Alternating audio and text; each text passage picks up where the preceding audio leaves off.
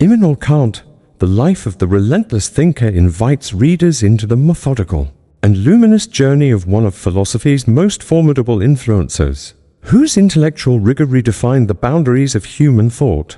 Kant's life was a mosaic of persistence, curiosity, and devotion to truth, a journey that unfolded far from the major cultural crossroads of Europe, in Königsberg, a modest Prussian town. Yet, this seclusion did not impede the global reverberation of his philosophy. Kant's relentless inquiry, his exacting routine, and his unwavering search for answers came to embody the spirit of the Enlightenment, shaping the modern philosophical landscape with precision that continues to inspire and challenge to this day. To understand Kant is not merely to comprehend his doctrine, but to observe the evolution of his mind, a mind that interrogated the conditions of knowledge, morality, and existence itself. This book seeks to peel back the layers of his biography, charting the development of his ideas against the backdrop of an era marked by revolution and transformation. Through 8 chronologically and thematically structured sections, readers will journey from Kant's formative years to the critical turning point of his intellectual awakening with David Hume's challenge, and onward to the birth and substance of the critical philosophy, culminating with the publication of the Critique of Pure Reason, the work that unsettled centuries-old philosophical dogma. Kant's existence was marked less by external drama than by an internal, relentless drive to interrogate the foundations of human experience. His discipline was legendary, his capacity for self-reflection vast. As a child of Königsberg, shaped by the modesty of his surroundings and the rigors of his schooling, Kant's worldview was formed at the intersection of local piety and emergent rationalism, under the influence of early mentors and the swirling intellectual currents of his era. Kant matured slowly into a figure whose name would become synonymous with philosophical breakthrough. Chapter 1. The Birth of a Philosopher. Immanuel Kant's story began on April 22, 1724, in Königsberg, then a Prussian territory now known as Kaliningrad. Born into a modest Lutheran family, Kant was the fourth of 9 children and one of only 4 who survived into adulthood. His father, Johann Georg Kant, worked as a harness maker, a sturdy, honest occupation, while his mother, Anna Regina, was reputed for her intelligence and piety, providing a nurturing environment steeped in love and faith. The contours of Kant's early life were shaped by the city itself. Königsberg was not an affluent metropolis but a center of commerce and learning, with its university attracting scholars and students from various backgrounds. In this urban enclave, Kant grew surrounded by the sounds of trade, the rigors of daily life, and the hum of scholarly debate, quiet but persistent influences that set the stage for a lifetime of philosophical contemplation. From his infancy, Kant's health was fragile and his physical stature slight. The hardship inherent in Prussian life during the early 18th century was deeply woven into every family's fabric, including his own. But despite these challenges, Kant absorbed lessons in resilience and humility. His mother, particularly, instilled in him a lasting appreciation for honesty, diligence, and the value of reading, which would prove foundational to his intellectual pursuits. Religion played a critical role in Kant's household. Lutheranism's emphasis on personal virtue, introspection, and individual responsibility permeated the family's ethos. Kant's early schooling, guided by local pietists, reinforced these ideals, coupling devotion with an awakening appreciation for rational inquiry. It was this synthesis between faith and reason, between tradition and emerging enlightenment, that would later characterize Kant's philosophical outlook. In the world Kant entered, Europe was beginning to stir with intellectual change. The era of Enlightenment beckoned with new paths to knowledge, challenging the superstitions and dogma of previous centuries. Königsberg itself was not immune to these shifts, serving as a microcosm where merchants, clergy, and thinkers intersected in the city's coffee houses, markets, and university halls. Even as a child, Kant navigated this diverse intellectual terrain, absorbing both the simplicity of his family's faith and the complexity of the surrounding discourse. The modesty of Kant's origins belies the grandeur of his eventual intellectual achievements. Unlike philosophers born into wealth or privilege, Kant's journey was marked by perseverance, the slow accumulation of learning, and the rare clarity of introspection. He did not travel beyond Königsberg, save for a few local excursions, but the world came to him through books, visiting scholars, and the phenomena of daily life.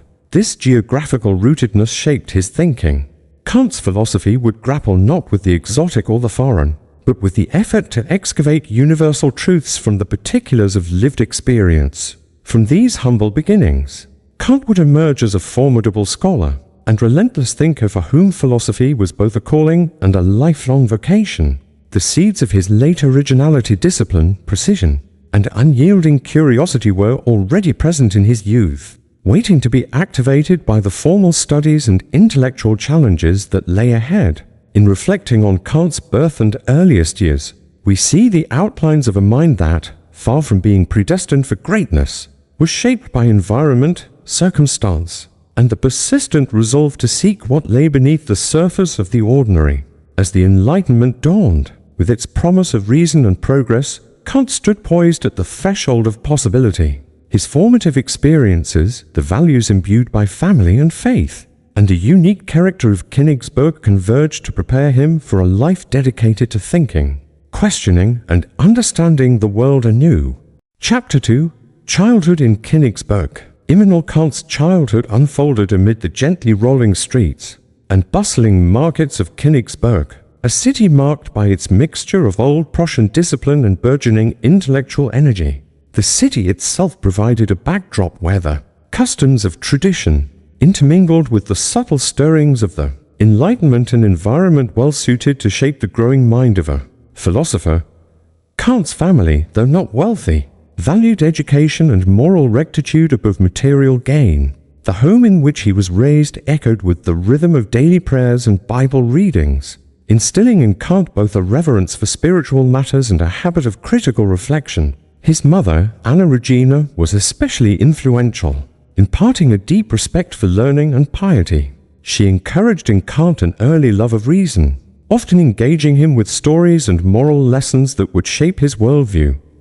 Kant's father, Johann Georg, worked diligently to provide for his family. His occupation as a harness maker was physically demanding, and it often left him short on time for leisurely pursuits. Yet, Johann Georg's steadfastness and integrity provided a silent lesson to his son, that discipline and hard work were not merely means to survival, but virtues in themselves. Young Kant absorbed this lesson keenly, adopting a seriousness and sense of responsibility that would characterize his life. In Königsberg, children's lives were largely shaped by the demands of faith and community. Kant's early education was undertaken at the Collegium Fridericianum, a pietist institution renowned for its rigorous discipline and emphasis on moral formation. The school's curriculum blended classical studies, Latin, Greek, logic with frequent religious instruction, promoting not only academic excellence but also humility and self-control. Despite his small stature and recurring health issues, Kant excelled academically. His teachers noted his intellectual agility and ability to synthesize complex ideas. Even at a tender age, he developed lasting friendships with fellow students, many of whom would later speak of Kant's quiet intensity and earnestness in conversation. Group study, theological debate, and the exploration of ethical dilemmas were commonplace, laying an early foundation for his later philosophical inquiries. Kant's leisure time was limited but meaningful. Walks through Königsberg's leafy avenues, visits to local fairs, and family gatherings were occasions for both enjoyment and observation. Kant, curious by nature, watched the interactions between people, pondered the mechanisms of commerce, and wondered about the causes behind nature's phenomena. This combination of introspection and outward observation created a balance that enriched his thinking. In the wider world, Königsberg was a junction for merchants, soldiers, and academics. The city's diverse population exposed Kant to a variety of perspectives, languages, and customs. Even as a boy, he grasped the importance of understanding different viewpoints, a skill that would later become central to his philosophical method of transcendental critique.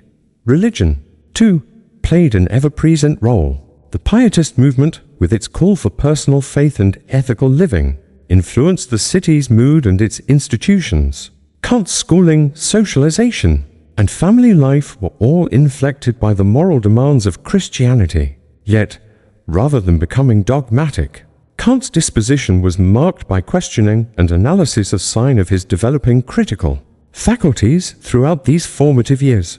Kant encountered the ordinary and the extraordinary side by side.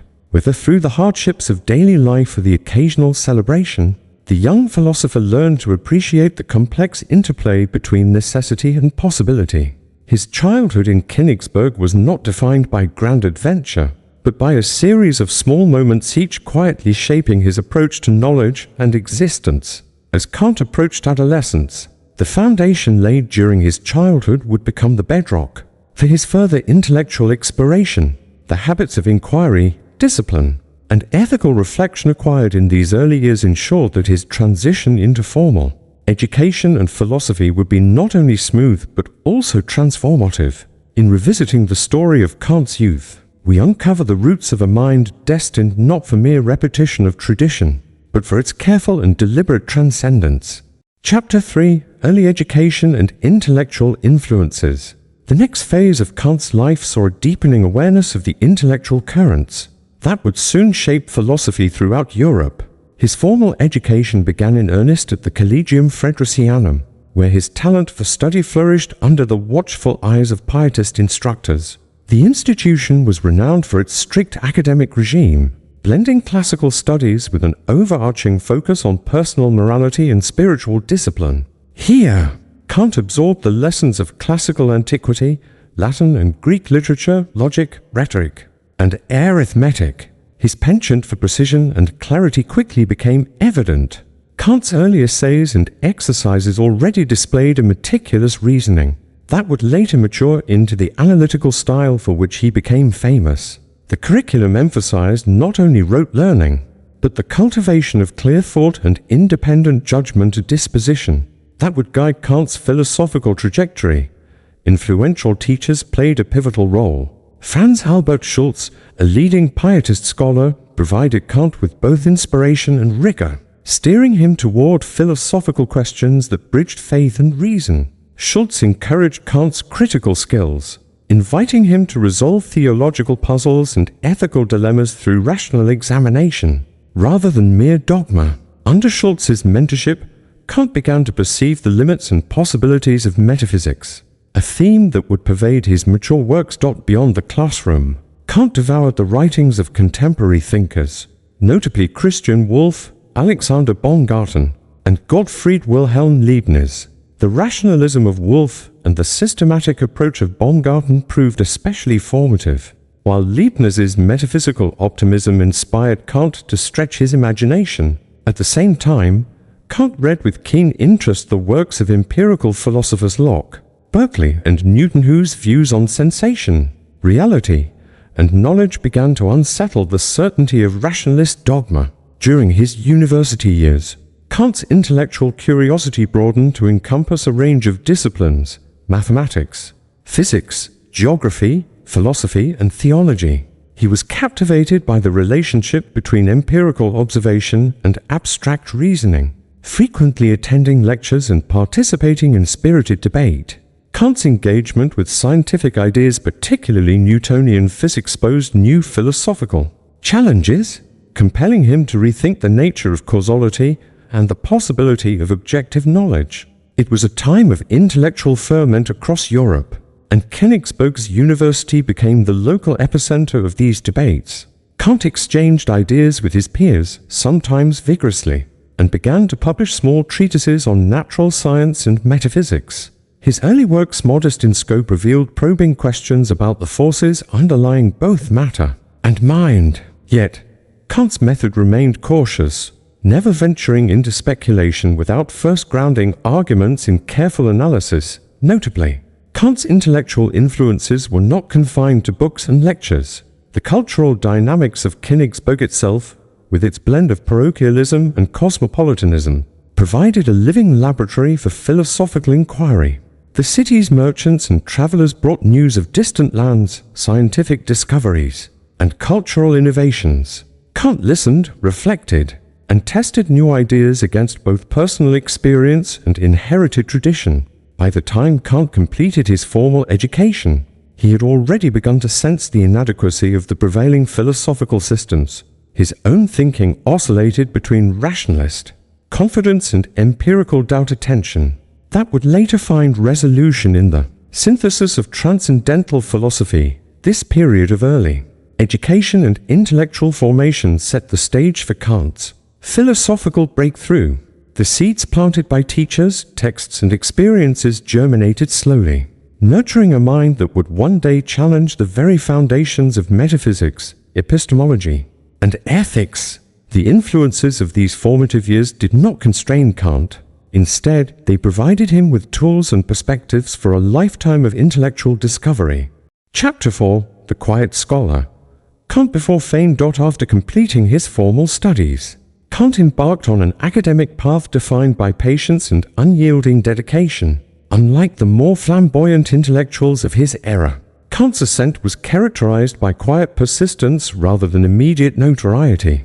He began his professional career as a private tutor in the homes of wealthy Königsberg families, a position that demanded not only intellectual acuity but also humility and adaptability. Kant's duties as a tutor were varied, instructing children in the classics, mathematics, science, and ethics, while simultaneously shaping character through example and discussion. Though hardly the glamorous life of a renowned philosopher, these years tested and refined Kant's pedagogical skills, embedding in him a nuanced understanding of human nature and learning, the patience required to teach children, as well as the discretion needed to navigate Prussian social hierarchies, honed in Kant a rigorous approach to both thought and conduct. Within the walls of private residences, Kant witnessed firsthand the relationships between knowledge, authority, and social structure. His own modest background afforded him a unique perspective, letting him empathize with those outside centers of power even as he sought to cultivate virtue and intelligence in the privileged youth of Königsberg. These experiences deepened his appreciation for education as a vehicle for enlightenment, an idea that would later inform both his philosophy and his advocacy for rational autonomy. Eventually, Kant transitioned to university teaching. As a lecturer at the University of Königsberg, his reputation grew quietly but steadily. His courses covered a breadth of subjects from logic and metaphysics to physics and ethics. Kant's pedagogic style was methodical and exact. He insisted on clarity and rigor in both his own delivery and the expectations he placed on students. Though his lectures could be dense, those attentive and astute found them invaluable for their systematic depth and intellectual challenge. For decades, Kant remained virtually unknown outside academic circles. He published small tracts on scientific topics, including works on celestial mechanics and natural history, but none attracted significant attention. Yet, within Königsberg, he was increasingly revered for his diligence and insight. He participated sparingly in public debates, preferring measured discourse and careful analysis over rhetorical flourish. Personal routine remained central to Kant's existence. He established a famously regular schedule, waking, studying, walking, lecturing, and dining with absolute punctuality that ensured maximum productivity and mental clarity. Kant reportedly arranged his life with almost mathematical precision, believing that discipline allowed the mind to operate with freedom and amplitude. Friends and acquaintances often remarked upon his unwavering commitment to routine, which became a hallmark of both his lifestyle and his approach to philosophical investigation. Despite his growing standing within Königsberg, Kant lived simply. Financial resources were limited, and he eschewed luxury in favor of a quiet, contemplative life. Evenings were often spent engaged in philosophical discussion with close friends or solitary reflection. Kant remained unmarried throughout his life, focusing his energies on research, teaching, and the slow, painstaking refinement of his ideas. During these years, Kant wrote extensively, gradually shifting from empirical studies to more abstract philosophical questions. He began to sense the inadequacy of prevailing metaphysical systems. Rationalism was too speculative, empiricism too limited. Hints of his critical philosophy can already be discerned in his lectures and correspondence, wherein he questioned the very foundations of knowledge and experience. What emerges from Kant's life before fame is an image of relentless dedication. He was neither prodigy nor iconoclast, but a steady, reflective thinker weaving the fabric of his thought from the everyday realities of teaching, study, and contemplation. Kant's quiet years, far from being dull or inconsequential, allowed him to mature into a philosopher, whose eventual breakthroughs would be all the more remarkable for the patience and labor that preceded them. Thus, before the world would recognize Kant as a revolutionary mind, he cultivated the virtues discipline, humility, and rigor that would underpin his critical philosophy. His journey as the quiet scholar is a testament to the power of persistence in pursuit of knowledge and understanding, illustrating that greatness often emerges not in flashes of inspiration, but in the slow, careful accumulation of inquiry and reflection. Chapter 5. A Life of Strict Routine. Immanuel Kant's reputation for orderliness is legendary, etched into the annals of academic law and the recollections of acquaintances alike. To Kant, the structure of daily life was not merely a matter of personal comfort, but an essential tool for intellectual function. His routine was meticulous, a ritual he adhered to with near-sacred devotion, earning him a reputation for punctuality and discipline that extended well beyond the walls of his study. Kant's day began at 5 o'clock in the morning, regardless of season or weather. The stillness of early hours was for him an optimal environment for reading and writing. The philosopher would immerse himself in texts, classics, contemporary treatises, correspondence, using this time to clarify arguments or refine theories. The quietude fostered concentration, allowing him to engage deeply with the problems of metaphysics and epistemology that preoccupied his mind. Following several hours of solitary study, Kant would dress in modest but formal attire and prepare for the day's lectures. His teaching duties at the University of Königsberg formed a critical part of his identity. Not simply a scholar, but a guide for the next generation of thinkers. The precision he demanded in his own work was reflected in his classroom. Students were expected to attend punctually, participate thoughtfully, and take careful notes.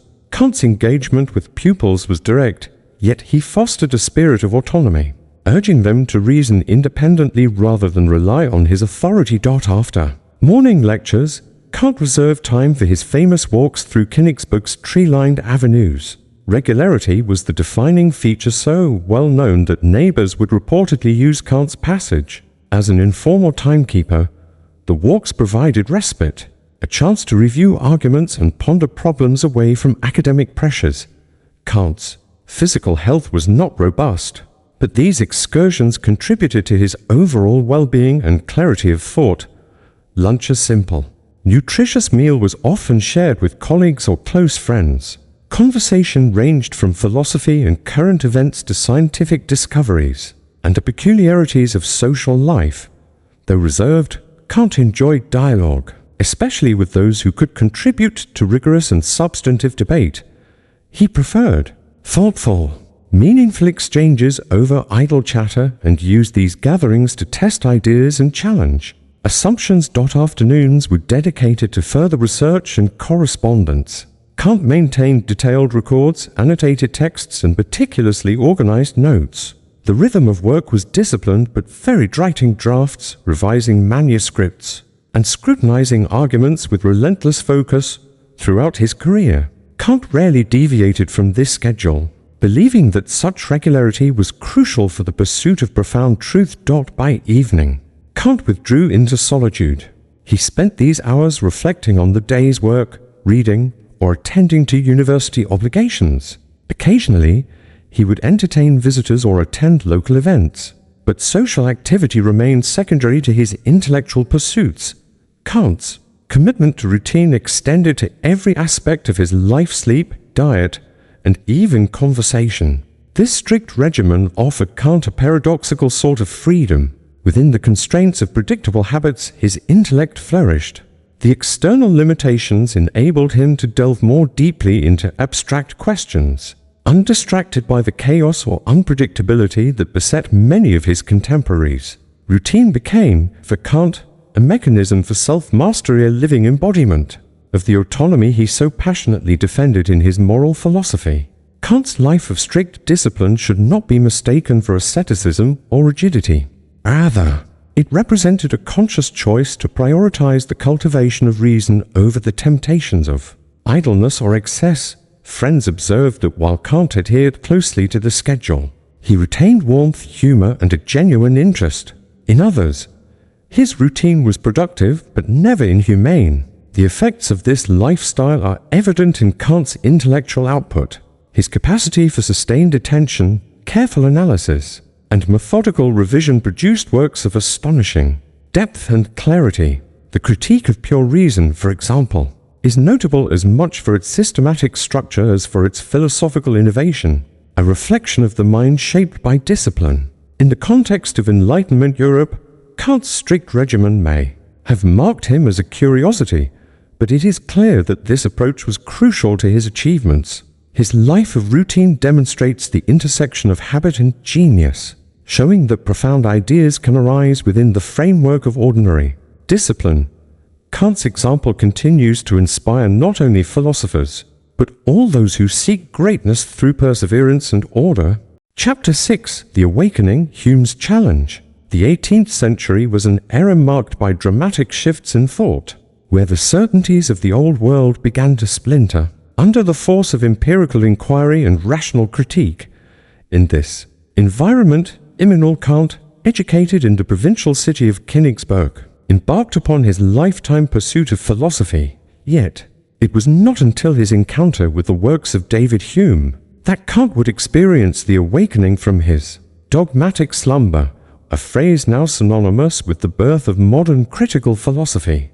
This chapter examines the intellectual context and ramifications of this awakening, focusing on the profound challenge posed by Hume and Kant's initial response. David Hume, Scotland's preeminent philosopher, advanced a radical skepticism that questioned the foundations of metaphysics itself. He argued that human knowledge stems solely from experience and is derived from the impressions we receive through our senses.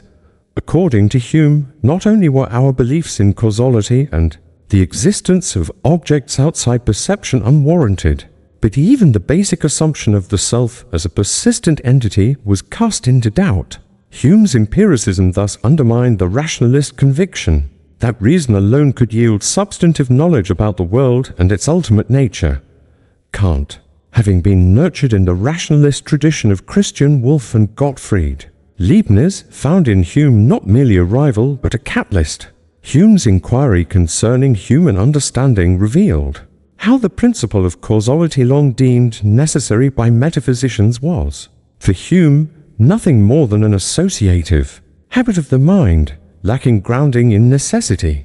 Kant perceived in this critique both a profound insight and a formidable problem. If causality could not be justified by reason or sense experience, then the very possibility of science, metaphysics, and even daily life was thrown into jeopardy.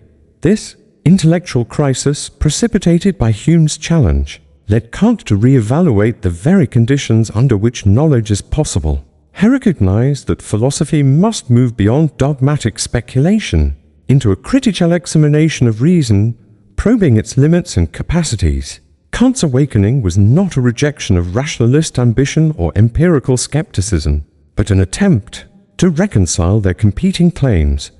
He asked, what are the preconditions for empirical knowledge? Can reason legislate its own laws, or is it bound to the contingencies of experience alone? In the years following his engagement with Hume, Kant withdrew into a period of intense reflection, producing few published works but filling countless notebooks with meditations. This period, often called Kant's silent decade, was marked by careful consideration of metaphysics, physics, logic, and psychology. Kant sought to understand how synthetic a priori judgment statements that convey genuine knowledge, yet are not reducible to mere tautologies, are possible. Hume's skepticism had exposed the inadequacy of both rationalist dogmatism and empirical limitation, and Kant endeavored to find a solution that avoided both extremes. Kant's awakening, then, marks the beginning of a new phase not only of his intellectual life, but of Western philosophy itself. By turning the focus to the conditions of possibility for knowledge, Kant embarked on the critical project that would bear fruit in his later works. The challenge of Hume thus operates as a vital catalyst, transforming Kant from a follower of dominant philosophical traditions into an original thinker, capable of revolutionizing the very nature of philosophy. In analyzing this awakening, it becomes clear that Kant's relentless pursuit was driven by the desire not simply to answer Hume, but to formulate a robust account of how human beings can know the world. This demanded a radical re-examination of fundamental concepts such as causality, substance, and self-concepts previously treated as self-evident foundations for knowledge. Hume's probe forced Kant to recognize the urgent necessity for a critique of reason itself, laying the groundwork for the critical philosophy that was to come. Through Hume's challenge, Kant was propelled into his lifelong quest to find certainty amidst uncertainty, and to illuminate both limits and the possibilities of the human mind. Chapter 7. The Birth of the Critical Philosophy. Immanuel Kant's intellectual metamorphosis, prompted by Hume's startling skepticism, gave rise to a philosophical revolution, the birth of critical philosophy. This transformation signified a deliberate move away from both the unchecked rationalism of earlier philosophers and the radical empiricism of Hume. Seeking to chart a new course, Kant dedicated himself to a methodical scrutiny of human reason and its capacity for knowledge. This chapter investigates the emergence, structure, and foundational questions of the critical philosophy, marking an epochal shift in the history of thought. The philosophical terrain of Kant's time was dominated by two major schools: rationalism, which held that reason alone could yield substantive truths about reality, and empiricism, which contended that all knowledge derives from sensory experience. Both approaches, he found, were encumbered by serious limitations. Rationalists fell prey to speculative excesses, erecting elaborate metaphysical systems on foundations that were not sufficiently anchored in reality. Empiricists, on the other hand, were imprisoned by contingency, unable to account for the necessary and universal aspects of knowledge evident in mathematics and natural science. Kant's critical breakthrough was to ask a transformative question: what are the conditions that make experience itself possible? This query redirected philosophy from an external search for truth to an internal investigation of the faculties of the mind. In what he termed his Copernican revolution, Kant proposed that instead of the mind simply conforming to the objects of experience, the objects must conform to the mind's organizing principles. This subtle shift prioritized the role of the knowing subject. The human mind actively structures experience through innate categories and forms of intuition. At the heart of critical philosophy lies the distinction between a priori and a posteriori knowledge. The former refers to knowledge independent of experience, considered necessary and universal. The latter depends on particular empirical encounters. Kant further differentiates between analytic judgments, statements true by virtue of their meanings. All bachelors are unmarried, and synthetic judgments, which add new information. The sum of the angles in a triangle is 180 degrees. Kant's central problem was to account for synthetic a priori knowledge, truths that are both informative and necessarily true, such as those found in mathematics and certain principles of science. Kant systematically developed these ideas through the critical philosophy's method, which involved critique rather than dogmatic construction. Rather than building metaphysical systems, Kant sought to lay bare the limits and possibilities of human reason. His method is not destructive but disciplinary, ensuring that reason does not overstep its bounds. The process involves scrutinizing the faculties of understanding, which bring conceptual order, sensibility, which provides intuitive data, and reason, which seeks unity and completion. The implications of this turn are profound. For Kant, philosophy's task is not only to decide what can be known, but to explicate the conditions under which knowing can occur. Kant's critical inquiry led him to establish the famous transcendental approach, which asks what must be presupposed for experience and knowledge to arise. This move transforms metaphysics from speculative flights of fancy into a disciplined reflection upon the necessary structures of thought and perception. Critical philosophy is thus both a method and a spirit, a refusal to take for granted the assumptions that underlie human inquiry. This orientation becomes evident in all aspects of Kant's thought, in his critique of metaphysics, epistemology, morality, and even aesthetics. By turning the gaze inward, Kant establishes philosophy's autonomy and undertakes its foundational tasks with new rigor. The birth of critical philosophy marks Kant's emergence as an original thinker, one unwilling to accept inherited doctrines unquestioningly. Instead, he relentlessly pursues the conditions necessary for genuine knowledge, seeking to reconcile the insights of both rationalism and empiricism. Through this project, Kant reorients philosophy toward a critical examination of itself, establishing principles that continue to shape the discipline to this day. The critical philosophy stands as a testament to Kant's intellectual tenacity and his commitment to advancing human understanding along the most demanding and clarifying of paths. Chapter 8. The Critique of Pure Reason, a Revolution in Thought. The Critique of Pure Reason is Immanuel Kant's seminal magnum opus, an intricate and profound treatise that fundamentally reconfigured the landscape of philosophical inquiry. Published in 1781, the work has since become a touchstone for the modern philosophy of knowledge, shaping debates on metaphysics, epistemology, and cognitive science. This chapter offers an in-depth exploration of the structure, aims, and revolutionary impact of the critique, illuminating the contours of Kant's new philosophical paradigm. Kant's primary aim in the Critique of Pure Reason was ambitious: to stipulate the boundaries within which pure reason can legitimately operate. He sought to answer the question, what can we know? And to expose both the possibilities and limits of human cognition. Having observed the inadequacies of previous philosophical traditions, Kant endeavored to rescue metaphysics from skepticism and dogmatism, proposing a radical reframing of knowledge itself. The critique unfolds through to principal transcendental investigations: the transcendental aesthetic and the transcendental analytic. The aesthetic examines the forms of intuition, space, and time that structure all possible experience. Kant argues that space and time are not properties of the external world, but forms of sensibility.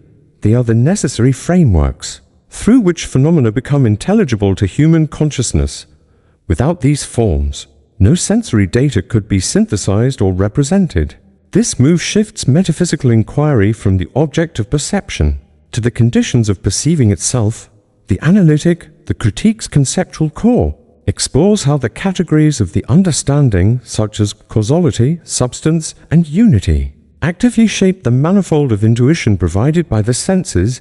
These categories, Kant claims, are a priori principles, innate organizing concepts that render coherent experience possible.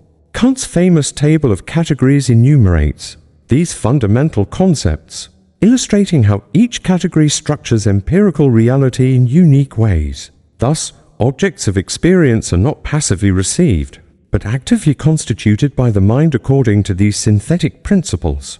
A crucial distinction emerges in Kant's account: the difference between phenomena, the world as it appears to us, and noumena, the world in itself, independent of our perception.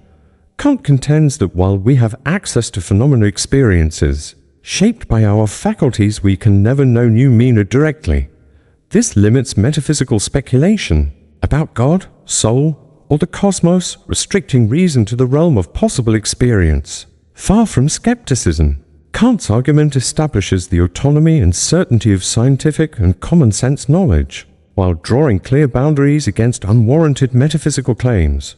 The critique also engages with the problem of synthetic, a priori judgments, showing how mathematics and natural science possess necessity and universality beyond what empirical observation can supply. Kant's methodology reveals that these disciplines are grounded not in the contingent facts of experience, but in the necessary structures of the mind. This claim forms the bedrock of transcendental idealism, a doctrine positing that objects conform to the cognition of the subject, rather than the subject merely mirroring external objects. Kant's revolution in thought did not proceed without controversy. His dense prose, technical terminology, and intricate arguments challenged readers and critics alike. Nevertheless, the work's impact was undeniable. The Critique of Pure Reason laid the groundwork for subsequent philosophical developments. influencing thinkers such as Fichte, Schelling, Hegel, Schopenhauer, and even extending its reach into 20th century philosophy through phenomenology, existentialism, and analytic thought. What distinguishes the critique is its relentless commitment to examining the conditions for knowledge's possibility. It does not construct systems in the manner of earlier metaphysicians, but rather subjects reason to the most rigorous critique, restraining its excesses and clarifying its scope. Kant's insistence on critical method and transcendental analysis transforms philosophy into a sober inquiry, one guided by the boundaries of human finitude and the relentless aspiration for certainty. In sum, the critique of pure reason signals the dawn of modern philosophy. Kant's revolution is not merely intellectual or technical, it is existential. He compels us to ask, with unyielding seriousness, what it means to know and what limits we must accept. The work stands as the centerpiece of Kant's legacy, at once forbidding and illuminating, systematic and liberating, a testament to the relentless thinker's lifelong quest for rational clarity. Chapter 9. Understanding the limits of human knowledge, the confrontation with epistemological boundaries, is at the very heart of Kant's philosophical enterprise. Having established, in the critique of pure reason, the active role of the mind in structuring experience, Kant turned his attention to a pressing corollary. What are the limits of human knowledge? This chapter explores Kant's nuanced analysis of the conditions under which knowledge is possible, the distinctions between various kinds of cognition, and the significance of limitation for both science and metaphysics. For Kant, the human mind is equipped with faculties, sensibility, understanding, and reason, each with specific powers and constraints. Sensibility delivers the raw data of experience, which the understanding then arranges using a priori categories. Reason attempts to unify and make sense of these arrangements, striving for complete coherence. Kant's revolutionary insight is that these faculties do not grant knowledge of things as they are in themselves. Rather, they enable access only to appearances as shaped by those faculties. Knowledge is thus necessarily limited to what can be encountered through the forms and categories of human cognition. This position, known as transcendental idealism, represents a deliberate restriction of philosophical ambition. While prior thinkers venture to describe absolute reality, Kant insists that such knowledge is unattainable. The division between phenomena and noumena secures knowledge within the bounds of experience, safeguarding truth from both skepticism and groundless metaphysical speculation.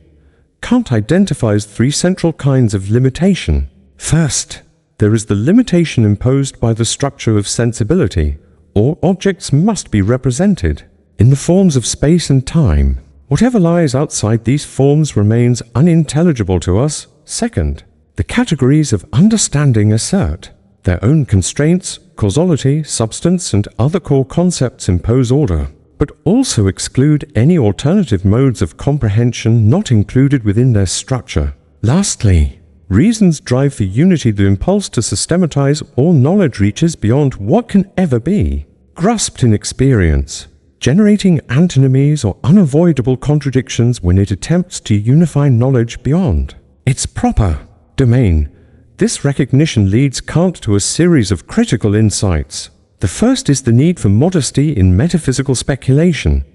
Concepts such as God, freedom, and immortality, though meaningful as regulative ideas, cannot be objects of empirical knowledge. Rather, their function is heuristic, serving as guides for inquiry without delivering definitive knowledge. Kant insists that reason must restrict itself to experience, resisting the temptation to claim knowledge of ultimate reality. Second, Kant's account illuminates the foundations of scientific knowledge. The natural sciences, he observes, derive their certainty from the a priori principles of human cognition, principles that structure experience as law-governed and intelligible. Science does not discover absolute truths about reality in itself, but constructs reliable knowledge about phenomena within the conditions set by the mind. Finally, Kant's philosophy points to the ethical significance of limitation. The acknowledgement that we cannot know things in themselves directs our energy toward practical reason. the domain of will, morality, and freedom. By recognizing the limits of theoretical reason, Kant opens a space for a moral reason that operates independently, grounded not in empirical fact, but in universal law. For Kant, these limits are not defects, but necessary conditions of cognition. Limitation becomes a principle of clarity and security, preventing error and confusion. The humility required by such recognition does not sap philosophy of its ambition, but enhances its credibility and capacity for truth. Kant's critical approach thus represents a dual movement, a rigorous restriction of possible knowledge, and a liberation from dogmatism and speculation. In the end, Kant's delineation of epistemic limits stands as a central pillar of his philosophical system. By clarifying what can be known and, as importantly, what cannot, he equips philosophy with the tools required for honest inquiry and intellectual progress. Understanding these limits is not a retreat from knowledge, but an advance toward wisdom, a guiding force for the relentless thinker and for anyone seeking to discern truth and avoid illusion. Chapter 10. Moral Law, the Categorical Imperative. The moral philosophy of Immanuel Kant is perhaps his most enduring legacy, a rigorously conceived ethical system centered on the autonomy of reason and the universality of duty. At its foundation stands the concept of the categorical imperative, a principle that transcends contingency and commands respect for the intrinsic worth of all rational beings.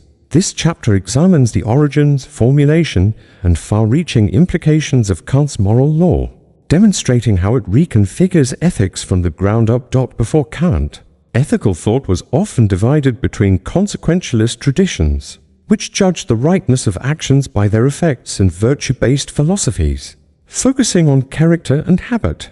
Kant's approach was radically different. He sought a principle of morality grounded in reason alone, one that could claim universal validity regardless of personal inclination, social custom, or empirical outcome. His project is thus an inquiry into the possibility of synthetic a priori judgments. In ethics, moral law that is both informative and necessarily binding, Kant begins with the premise that the only thing unconditionally good is the good will, the intention to act according to moral law out of respect for the law itself. All other goods, talents, wealth, happiness are conditional, depending on whether they are willed rightly. The moral law must, therefore, be issued as a command, applicable to all rational agents. This he terms the categorical imperative, distinguished from hypothetical imperatives which depend on personal goals or desired outcomes. If you want to be healthy, you should exercise. The categorical imperative is expressed in several formulations, but the most famous is, act only according to that maxim whereby you can at the same time will that it should become a universal law. This principle compels each person to ask whether the rule guiding their actions can be consistently adopted by all without contradiction or harm to the moral community. Here, universality is paramount. No exceptions, contingencies, or special pleadings are permitted, for morality rests upon the autonomy of rational legislation. A further implication of the categorical imperative is the demand to treat humanity, whether in oneself or another, always as an end and never merely as a means. This respect for human dignity underpins Kant's ethical system, requiring that individuals honor the moral worth of others, regardless of circumstance or utility. The imperative thus safeguards both freedom and equality, fostering a moral community of autonomous persons. Kant's ethical philosophy does not neglect the complexities of human motivation and struggle. He recognizes the role of inclination, desire, and social custom, but insists that moral worth is conferred only when duty is obeyed freely, out of reverence for law rather than mere habit or expectation. The struggle to fulfill duty amidst competing interests is, for Kant, the noblest aspect of the moral life, a testament to the autonomy and rationality that define humanity. The universal scope of the categorical imperative stands as a challenge to utilitarian calculi and relativist moralities. It insists on consistency, impartiality, and the equality of all moral agents. Its influence extends far beyond philosophy, shaping debates on law, politics, rights, and justice to this day. In sum, Kant's articulation of moral law through the categorical imperative represents an epical achievement. It transforms ethics from a contingent practice into a principled, rational discipline. By grounding morality in reason's autonomy, Kant bestows upon each individual the dignity and responsibility of acting according to universal law, a legacy that continues to inspire all who seek a rational foundation for moral conduct. Chapter 11: Freedom, Duty, and the Moral Self. In the heart of Kant's philosophy lies a dialectic that has animated ethical thought for centuries. The dynamic interplay between freedom and duty in the formation of the moral self. For Kant, morality is inseparable from autonomy, a self-governed will that binds itself to universal laws, free not in the sense of license, but in rising above impulse to act from principle. Kant's foundational text, the groundwork of the Metaphysics of Morals, introduces the concept of the categorical imperative, an unyielding moral law that commands actions not under conditional terms, but as necessities born of reason itself, unlike the hypothetical imperative which prescribes actions for specific ends. The categorical imperative asserts the imperative nature of duty irrespective of consequence. Kant writes, "Act only according to that maxim whereby you can at the same time will that it should become a universal law." Within these words lies the requirement of universality, a standard for moral action that transcends subjective preference. Freedom, according to Kant, is not mere absence of restraint. Rather, it is the capacity to legislate moral law unto oneself, to be governed not by external forces, but by rational principles chosen by the will. The self that acts out of duty is, paradoxically, both bound and liberated. It is shackled to the demands of reason, yet freed from the arbitrary dictates of inclination and desire. One cannot understand Kant's ethical world without appreciating the radical nature of his autonomy. The moral self, for Kant, emerges in its most authentic form when an individual acts out of reverence for the law. Moral worth resides not in the outcomes of an act, but in its intention and the commitment to duty. Thus, even an act that fails to achieve its intended good, if performed from duty rather than inclination, retains its moral value. This illuminates Kant's rigor. The path to ethical life is ascetic, demanding resistance to the temptations of self-interest and an unwavering allegiance to moral law. His reasoning is grounded in the belief that humans, as rational beings, possess intrinsic worth. We are ends in ourselves, never mere means. In the moment we recognize this, every act becomes a reflection of our recognition of the dignity of the moral self. To use another as a mere instrument, no matter the purported good, is to violate this axiom. The moral law, therefore, commands universality, equality, and respect, each person bound by duty to treat others in accordance with the same respect. They accord themselves freedom. In Kant's system is not a solitary virtue. It is embedded in the architecture of society. Families, communities, and institutions stand as microcosms where Kantian ethics play out in their most urgent form. Laws are not mere external directives, but must be embraced by individuals as expressions of their own wills. Without this, the rule of law devolves into coercion and freedom collapses into mere compliance. Kant's vision was, in many ways, revolutionary for his era. Amid the tumult of Enlightenment Europe, where the old hierarchies of church and state were being questioned, Kant offered a new foundation for moral life, a foundation that rested not on divine command, tradition, or utilitarian calculus, but on the rigor of rational self-determination. He championed education, discourse, and the cultivation of character, all means by which reason might refine and mature. The task of philosophy for Kant was not simply to theorize, but to guide human beings to the realization of their highest possibilities. Yet, Kant's ethical project has not been without challenge. Critics have noted the austerity of his system, the possibility for rigidity, the difficulty of applying universal laws to the messiness of real life. But Kant himself acknowledged the struggle inherent in moral life. Duty was never intended as an easy path, but as a demanding journey requiring vigilance, honesty, and courage. In practical terms, Kant's ethics asks each individual, what is the principle underlying your action?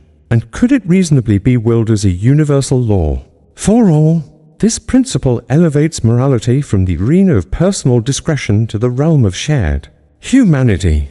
Here, the moral self emerges not as a solitary agent, but as a participant in the architecture of collective reason. This chapter has sought to unravel the spirit of Kant's moral philosophy, a relentless search for the conditions of freedom, duty, and ethical agency. As we move forward, let these themes remain at the forefront, guiding our exploration of dignity, reason, and the enduring legacy of Kant's moral vision. Chapter 12. Kant's vision of human dignity. To grasp Kant's philosophy is to confront his assertion of human dignity, a principle that runs like a vein of gold throughout his ethical writings. For Kant, dignity is not a mere social convention, nor a contingent gift of circumstance. It is the inherent worth of rational beings, grounded in our capacity for moral autonomy and our status as ends in ourselves. Kant's argument for dignity begins with his moral framework. In the groundwork of the metaphysics of morals, he insists in the kingdom of ends. Everything has either a price or a dignity. Objects or entities with a price can be traded or replaced. Those with dignity, by contrast, possess a value that is beyond measure and cannot be compared or exchanged. This distinction is crucial. It asserts the unique and unassailable worth of persons. He elaborates upon this theme in his later works, proclaiming that rational beings, by virtue of their capacity to legislate universal laws through reason, embody an intrinsic moral value. To treat such beings as mere instruments is to undermine the very foundation of morality. Kant's categorical imperative demands that we act in such a way that we respect humanity, both in ourselves and in others, as possessing dignity, never as mere means to any end. This assertion of dignity is not abstract. It forms the bedrock of modern conceptions of human rights. The Kantian idea of dignity revolutionized thinking about political and social life. It provided a philosophical basis for the rejection of slavery, the defense of equal rights, and the creation of ethical structures in law and governance. Kant's insistence on the equal worth of all rational agents stands in stark opposition to systems of privilege and subjugation. Kant's notions of the practical self and autonomy reinforce the idea of dignity. Moral laws are not imposed externally, but are generated from within by the rational will. In acting according to self-imposed moral law, the rational agent manifests their dignity, demonstrating that they are not subject to arbitrary authority, but are participants in the creation of moral order. It is worth noting how revolutionary this was in Kant's time. The Enlightenment saw the gradual dissolution of feudal hierarchies and the emergence of new conceptions of citizenship. Kant's philosophy contributed decisively to this transition, advocating an understanding of persons not according to their station, heritage, or utility, but based on their rational capacities. The implications of Kant's view on dignity reach into debates about justice, equity, and the responsibilities we bear to one another. Kant calls us to develop institutions and practices that reflect respect for dignity, challenging us to imagine a politics and a society where the moral law is embodied in structures that defend the rights and worth of every individual. Kant's legacy on human dignity is visible in the United Nations Universal Declaration of Human Rights and in the constitutions of many nations. The language of moral autonomy and inalienable worth owes a profound debt to Kant's vision, a recognition that, irrespective of background, culture, or belief, all persons share the same moral rank. Yet, there remains complexity in Kant's account. The requirement of rationality as the basis for dignity raises questions about the status of those unable to exercise rational moral will: children, persons with profound disabilities, and animals.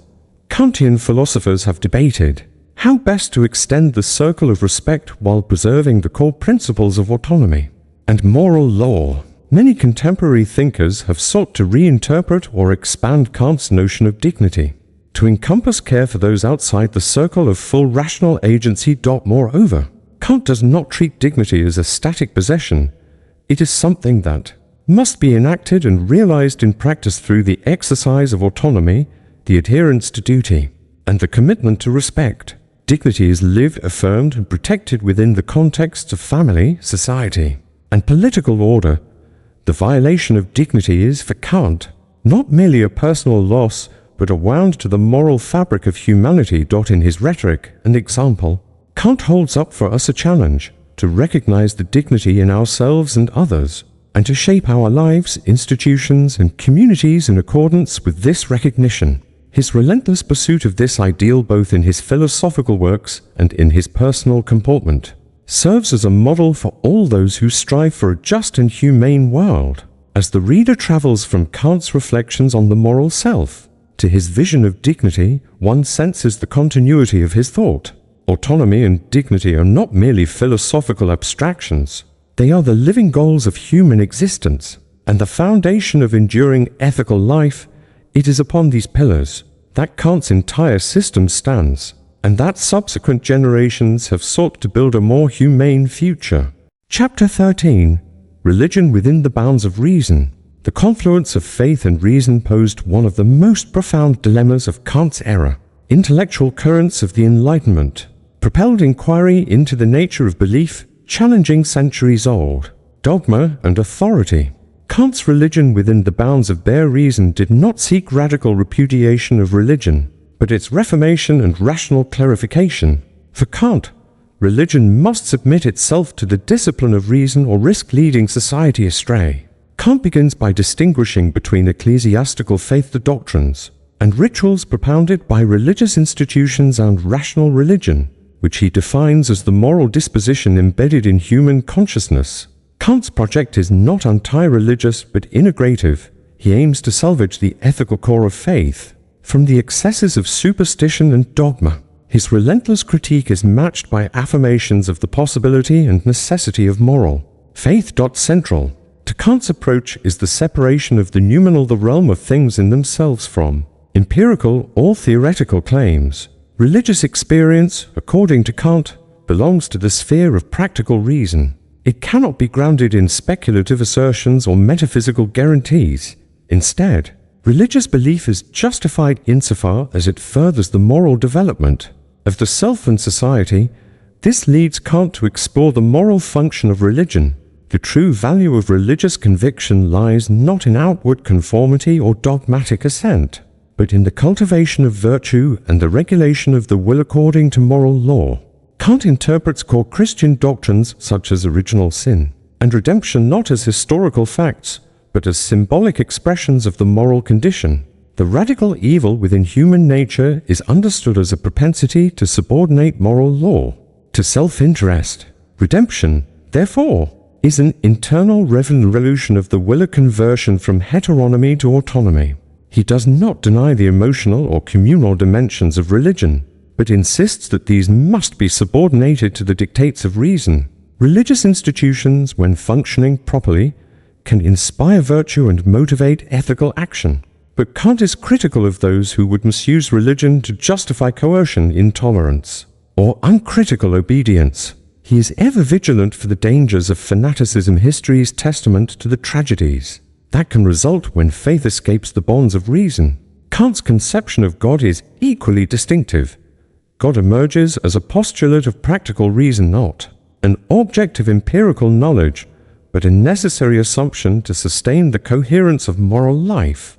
Kant argues that the moral law, while grounding duty, also implies the possibility of its fulfillment, the belief in a highest good, the union of virtue and happiness, and the existence of God function as a rational hope, rather than a certainty. In this sense, Kant reinvents religious thought as morally purposeful and rationally constrained. His approach has far-reaching consequences for theology and secular thought alike. Kant's insistence that religion must serve the ends of morality echoes resoundingly in debates over religious liberty and pluralism. He provides philosophical tools for the negotiation between faith communities and the demands of public reason. Much of contemporary discourse concerning the relationship between religion and law, or the coexistence of multiple faiths, draws upon Kantian distinctions between private conviction and universal validity. Critics of Kant have charged that his rational religion is too ascetic, too formal, and too impersonal. The depth and richness of religious experience, they argue, cannot be reduced to the cold logic of duty. Nevertheless, Kant's clarity and rigor provide a framework within which authentic faith can flourish, shielded from the abuses of power and the perversions of unreason. Kant's personal piety was disciplined and reserved. In his daily life, he displayed a respect for religious practice, but also a critical independence. He neither abandoned faith nor surrendered his intellectual autonomy to the end. His allegiance was to the sovereignty of reason. This attitude permeates his philosophical writings, offering a model for the coexistence of religious commitment with unwavering rational reflection. Religion, for Kant, is most significant in its role as moral educator. It breeds fellowship and solidarity, forging communities united in pursuit of virtue. Yet, this unity must be ever vigilant against intolerance and exclusion.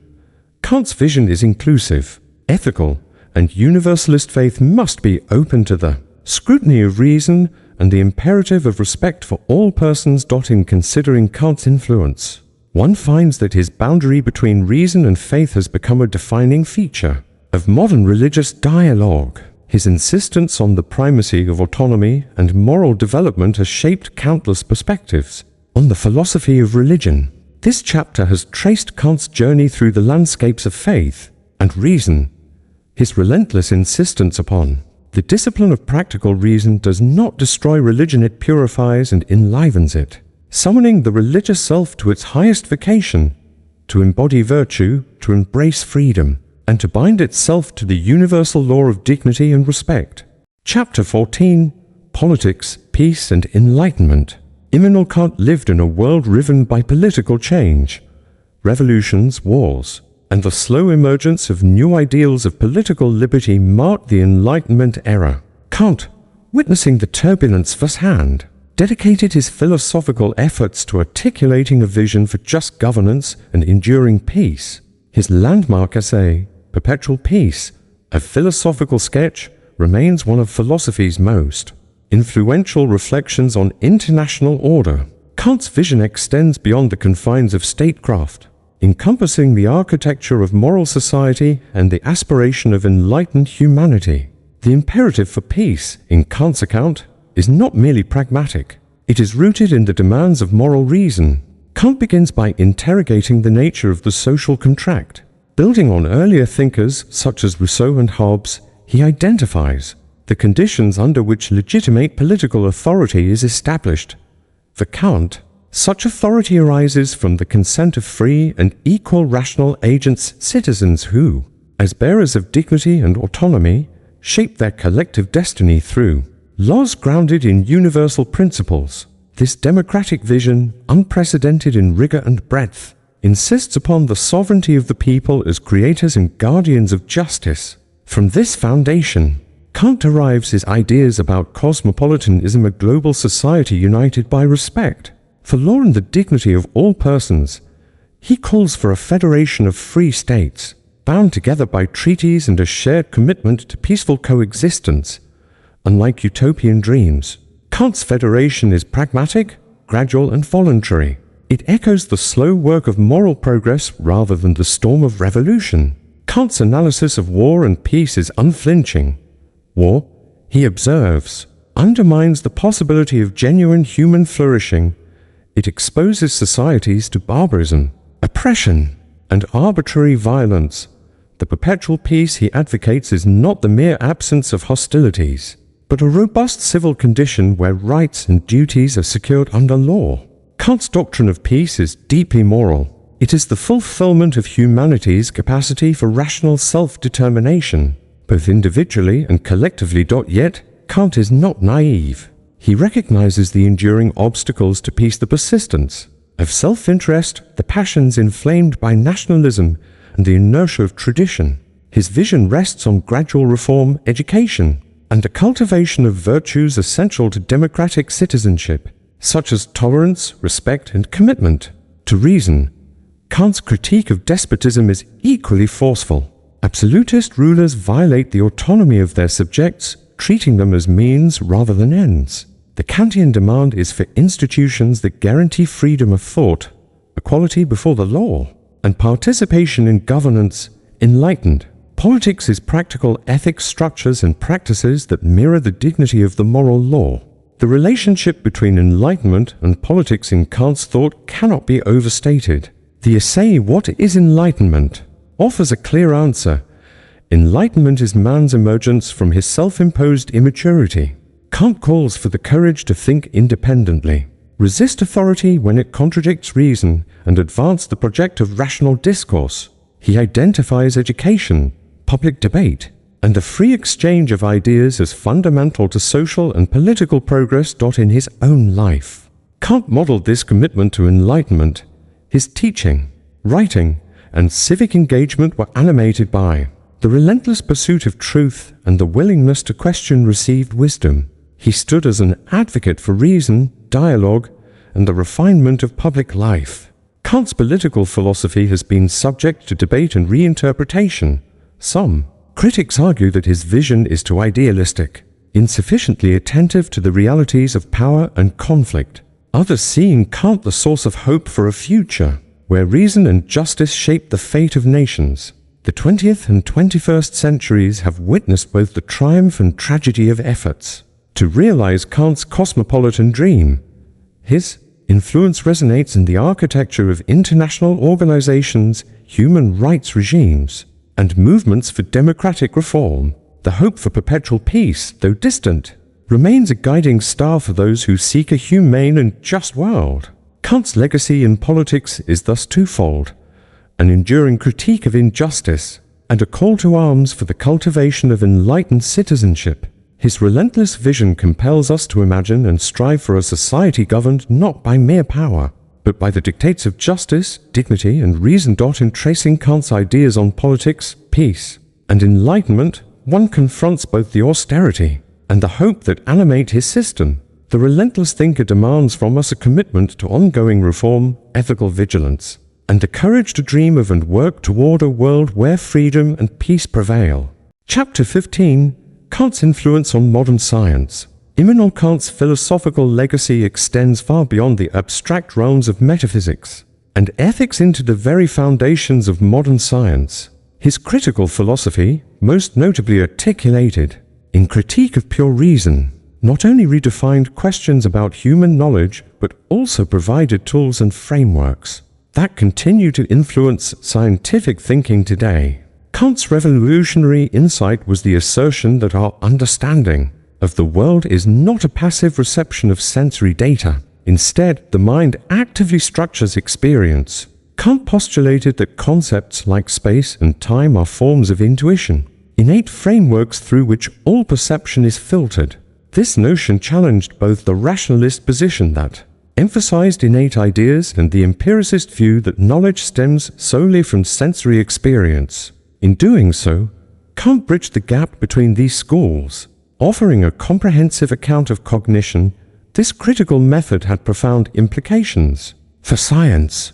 At the dawn of the scientific revolution, figures such as Isaac Newton established the laws of nature through empirical observation and logical deduction.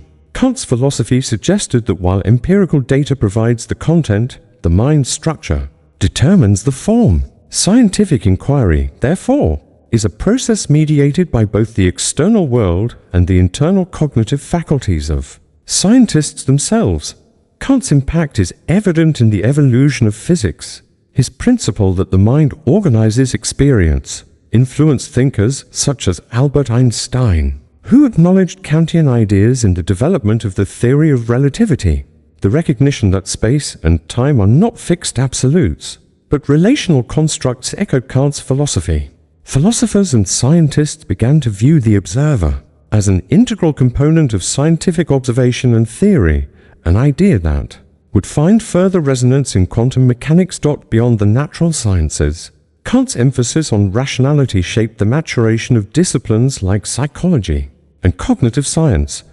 By highlighting the mind's active role, Kant set the stage for later explorations into perception, consciousness, and the self. The notion of mental categories became central to psychological models, and experimental psychologists adapted Kantian frameworks to investigate how humans structure and process experiences.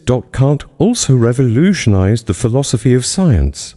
His distinction between phenomena, what appears to us, and noumena, things in themselves, prompted a recognition of the limits of scientific inquiry.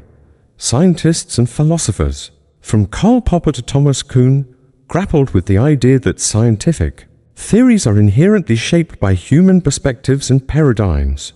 This awareness led to the development of scientific skepticism and the acknowledgement of paradigm shifts, ensuring that science remains fluid and adaptive. In discussions of morality in science, Kant's categorical imperative of principle instructing individuals to act only according to maxims that could be universally adopted laid the groundwork for ethical standards in research. His influence is evident in today's debates on bioethics, environmental responsibility, and the societal impact of technological advancement.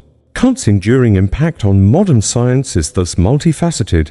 He provided a template for understanding the role of human cognition in the pursuit of knowledge, insisted upon the necessity of reason, and mandated that ethics be central to intellectual endeavors.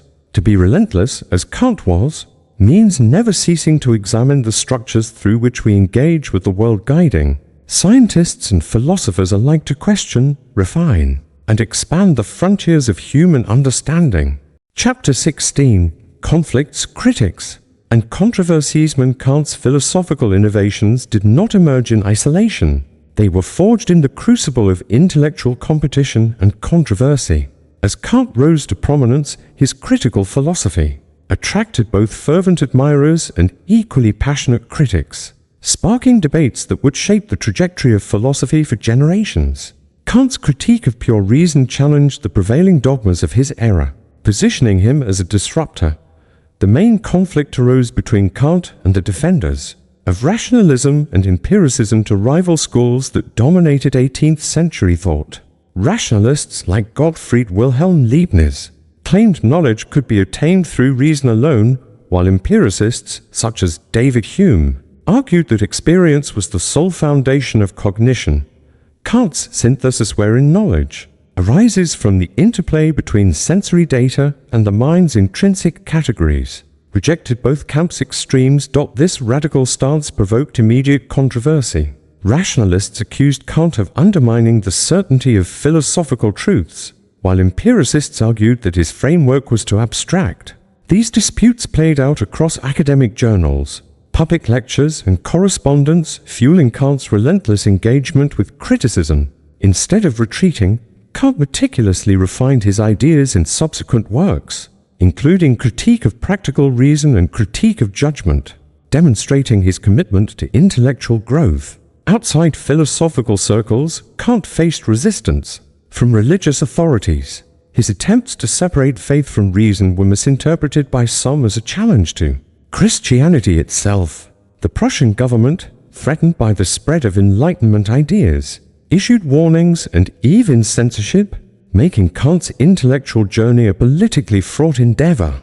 Kant remained defiant, famously declaring that he would not alter his writings to placate authorities, a testament to his relentless spirit. Kant's critics were not limited to ideological opponents. Some were former pupils and close colleagues. The most notable among them was Johann Gottfried Herder, whose romantic orientation clashed with Kant's rationalism. Herder accused Kant of abstracting humanity to the point of irrelevance, contending that emotion and culture were indispensable to understanding human existence. This rivalry underscored broader tensions within post-Enlightenment thought and propelled debates about the nature and limits of reason. The controversies surrounding Kant did not end with his death. In the 19th and 20th centuries, philosophers such as Friedrich Nietzsche and Martin Heidegger revisited Kantian themes. Nietzsche critiqued Kant's moral theory, arguing that it fostered a restrictive approach to human flourishing, while Heidegger explored the existential implications of Kant's theory of knowledge. These criticisms, while often harsh, triggered further investigations into Kant's ideas, ensuring their vitality. Kant's approach to controversy was never combative but disciplined. He viewed criticism as an opportunity for deeper inquiry, exemplifying the relentless thinker's ethos. His willingness to engage with detractors, revise arguments, and publish clarifications fostered an environment of intellectual rigor This attitude elevated Kant's philosophy, allowing it to transcend its initial context and remain relevant. The conflicts, criticisms, and controversies that shaped Kant's intellectual journey were not impediments, they were catalysts. They forged a philosophy durable enough to withstand centuries of scrutiny and, more importantly, demonstration that relentless thinking requires both conviction and openness. Kant's adversaries sharpened his ideas, ensuring that his legacy would challenge and inspire, perpetuating the cycle of philosophical renewal that he himself had set in motion. Chapter 17, Kant as a teacher and mentor. Immanuel Kant's legacy as a philosopher is inseparable from his role as an educator. As a professor at the University of Königsberg for decades, Kant shaped the intellectual landscape of his time not only through written works but through the minds he inspired, challenged, and guided. Kant stood as a paragon of academic discipline, his teaching style marked by rigor, clarity, and a deep commitment to the relentless pursuit of truth. Kant's pedagogical approach was renowned for its structure and consistency. He famously maintained a precise schedule, beginning lectures punctually and insisting his students adhere to strict standards of conduct and scholarship. This rigorous environment reflected Kant's belief that philosophical inquiry demanded discipline and methodical progress. He encouraged students to question assumptions, argue consistently, and defend positions through reasoned analysis, a reflection of the critical philosophy he espoused. Kant's lectures were more than mere recitations of established doctrine. They were arenas of exploration and challenge. He preferred dialogue over dogma, urging students to engage with difficult questions of epistemology, ethics, and metaphysics.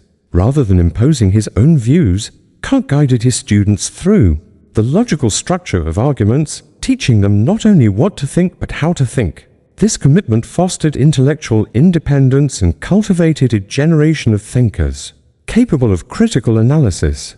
Many of Kant's pupils would go on to become influential figures themselves, furthering the reach of his philosophy. His mentorship extended beyond the classroom, as evidenced by his extensive correspondence with young scholars and established colleagues alike. Kant invested considerable time in reading and critiquing students' writings, providing feedback that was as constructive as it was demanding. This personalized attention created an atmosphere of intellectual camaraderie, in which students felt both challenged and supported. Kant also exemplified a relentless dedication to self-improvement, a trait he modeled for his students. He frequently revised his own lectures, integrating new research, addressing criticisms, and refining arguments. Kant expected his students to approach learning with similar tenacity, emphasizing that philosophy was a lifelong endeavor. His influence reached beyond the University of Königsberg to the broader European academic community. The clarity and precision of his lectures attracted students from diverse backgrounds, drawn to his reputation for intellectual rigor. Through Kant, philosophical education was elevated from rote memorization to active inquiry. His methods anticipated developments in higher education, such as seminar-based learning and peer review processes, making him a precursor to modern academic practice. Kant's relationship with his students was characterized by mutual respect. While he demanded excellence, he also recognized the importance of fostering creativity and encouraging diverse perspectives.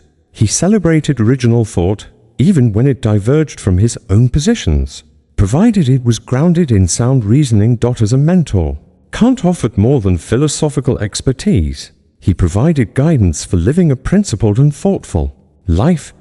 He instilled in his students the value of relentless inquiry, an approach characterized by perseverance, humility, and intellectual courage. Many who studied under Kant carried these lessons throughout their careers, perpetuating the relentless thinker's ethos and ensuring its enduring impact on scholarship and society.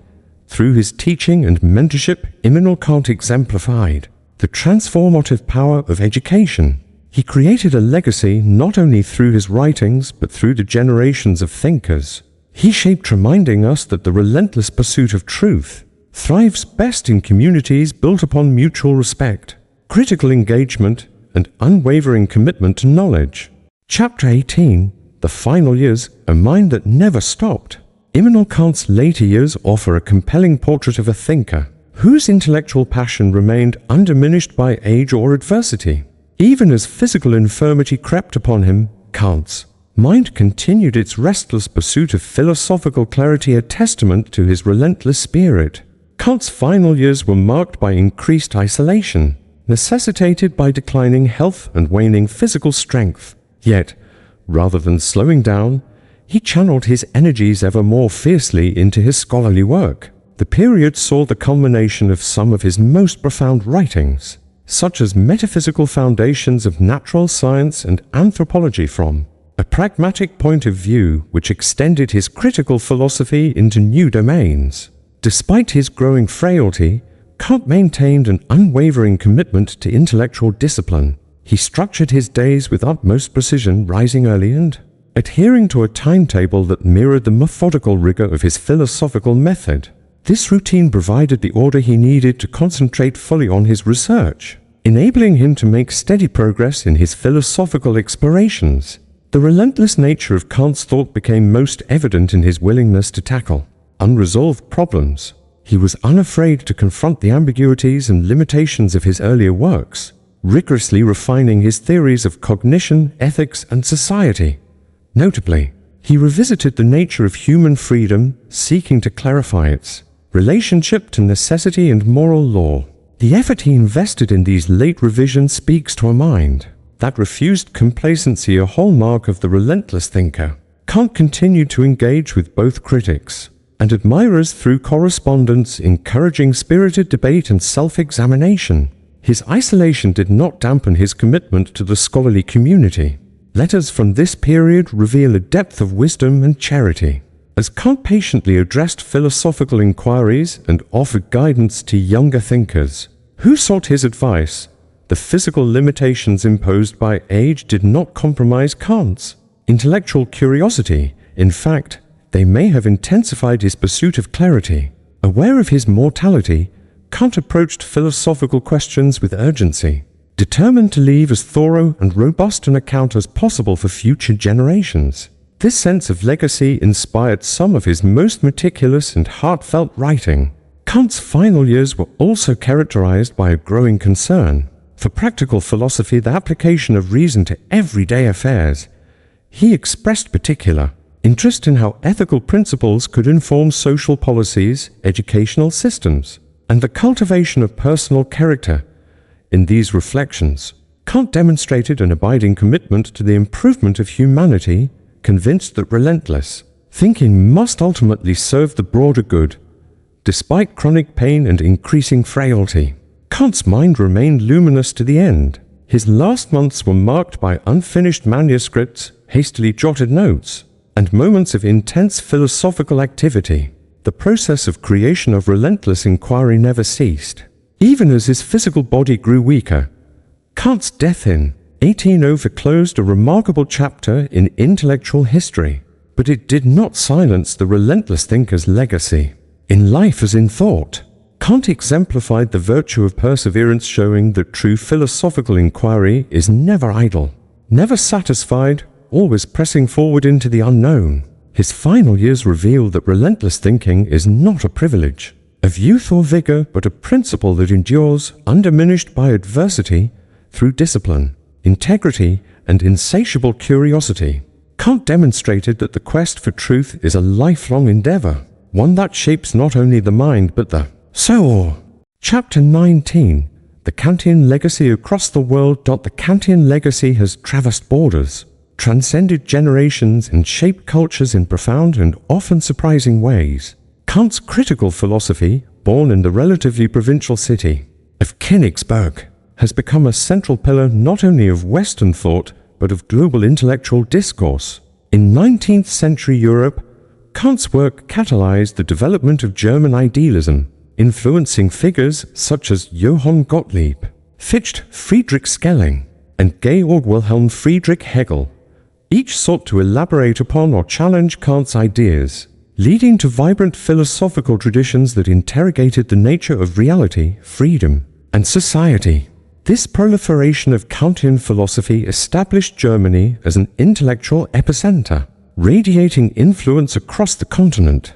Kant's impact soon reached beyond philosophy into literature, psychology, and the natural sciences.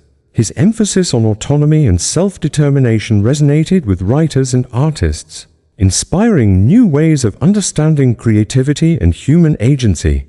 In France, Kantian thought informed the development of existentialism, phenomenology, and structuralism. Thinkers such as Jean-Paul Sartre and Maurice Merleau-Ponty adapted Kantian concepts of the self and perception to reimagine human experience. In the Anglo-American world, Kant's influence was equally significant. His distinction between phenomena and noumena helped shape debates in analytic philosophy, informing discussions on language, meaning, and reality. Kant's philosophy of ethics, particularly the categorical imperative, became foundational to modern debates in moral theory. Scholars in law, politics, and education found in Kant's principles a resource for advocating individual rights, justice, and universal values. Kant's ideas permeated the development of scientific paradigms across cultures. In Russia, his critical method prompted debates about the relationship between knowledge and power, science and society. In Japan, Kantian philosophy contributed to modernization efforts in the Meiji era, influencing educational, political, and scientific reforms. Kant's principles of reason and autonomy were adapted to fit local traditions, illustrating the flexibility and universality of his thought. Globalization and the rise of cross-cultural studies have further extended Kant's legacy. Today, Kantian philosophy informs discussions on human rights, environmental ethics, and international relations. The imperative to treat individuals as ends in themselves has become a cornerstone of humanistic values, guiding organizations, governments, and activists across the globe. Kant's legacy is also evident in contemporary debates about technology and artificial intelligence. The challenge to ensure ethical development and deployment of technology resonates with Kant's call for reasoned responsibility. The relentless thinker's ethos guides policymakers and engineers as they navigate the moral complexities of a rapidly changing world. Educational institutions worldwide continue to teach Kant's works as central to curricula in philosophy, ethics, and social science. His critical method, questioning assumptions, seeking coherence, and insisting on reason remains a model for intellectual engagement at every level.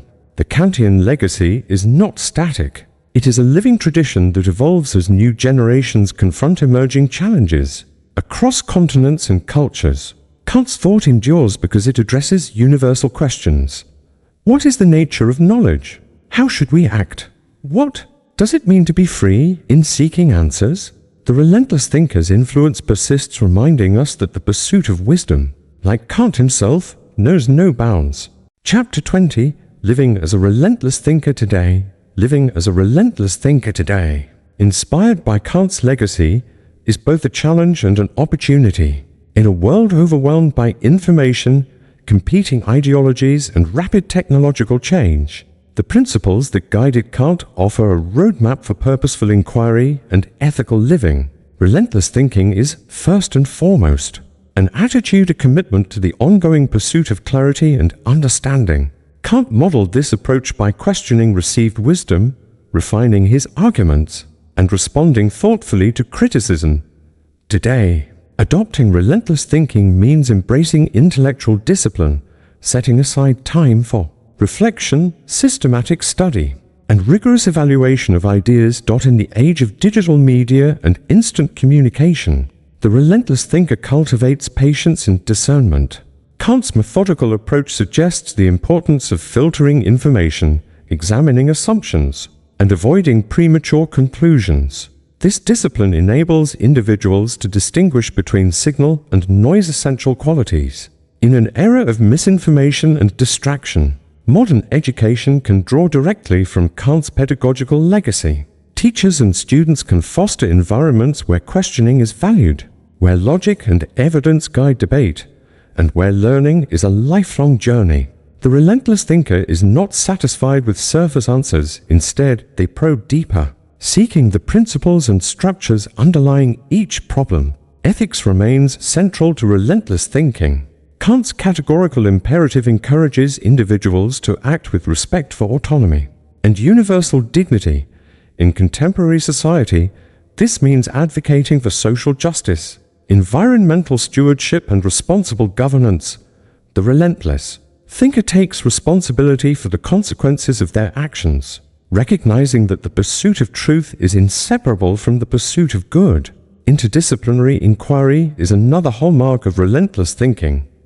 Kant bridged philosophy, science, and the humanities, demonstrating that complex problems require multiple perspectives.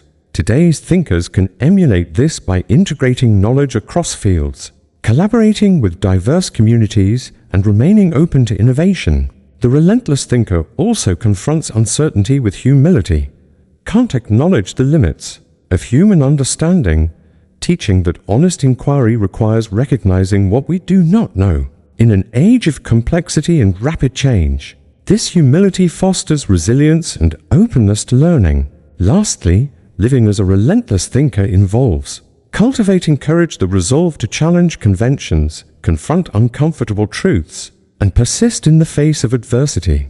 Kant's life demonstrates that intellectual progress is often met with resistance, but that perseverance can bring lasting change. In embracing Kant's model, today's relentless thinkers contribute to a culture of reason, reflection, and responsibility. They become agents of progress, shaping a world where the pursuit of knowledge serves the common good.